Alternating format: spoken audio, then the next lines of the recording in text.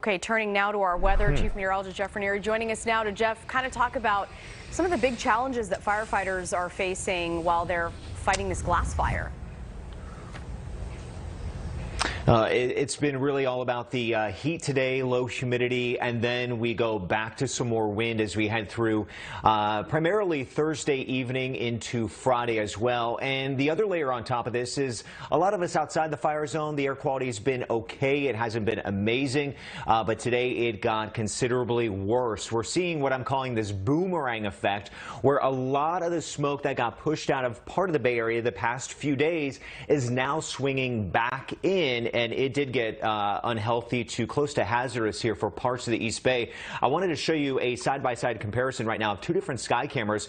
You have Calistoga right near the fire lines. Thick smoke there, very unhealthy to hazardous.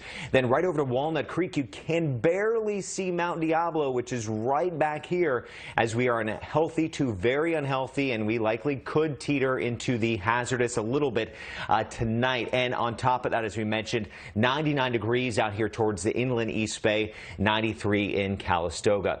So that red flag fire warning, if you missed it, 1 p.m. Thursday until 6 p.m. on Friday, as we are looking at a northerly wind direction, 15 to 30 mile per hour gusts in the mountains, sustained wind of 10 to 20. So on the fire lines, the real big thing I want people to be thinking about up there is if you have not been asked to evacuate yet, or you decided to stay out the evacuations, you're watching us right now, we're going to see that wind shift, and that would take the embers from the fire and blow it from the north off towards the south. So Calistoga, Angwin, St. Helena, Kenwood, Glen Ellen, even some areas of Oakmont, you're all kind of in the path of possibly more of these embers and the fire spread as well. So if you're asked to evacuate, please do so. It's just going to be that kind of a situation. Now, winds don't look as bad as what we dealt with, but there's definitely going to be gusting up in the hills. And that's what I wanted to focus in on next. I don't just want to say it's windy. I wanted to really give you a look at how things will pan out for us. And you'll notice on these cities, I do have the wind speed, but I really want you to focus in on the colors that are going to show up.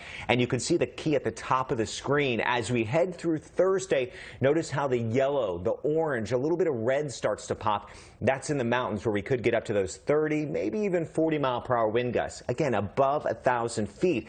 Then as we head through Friday, we'll start to see more of that wind popping again. So Thursday, Friday, we have that wind with us. Air quality, no better. Tomorrow will stay unhealthy here across the entire Bay Area. Temperatures are going to stay hot. We'll be right at about 100 to 102 for the East Bay, 99 in Napa, 78 San Francisco, 95 in San Jose. We'll start to cool off once we hit this weekend. I have 60s back into San Francisco, even into next week, so that's some good news. And for the inland valleys, we'll drop it down to 89 Saturday, 85 Sunday, and more cool weather as we roll through next week. Now, coming up at 6 o'clock, I'll talk about the long-range outlook and what I see happening over the next 10 to 45 days. We'll be dealing with temperatures and also some rain prospects. So we'll have more on that at 6 p.m. tonight.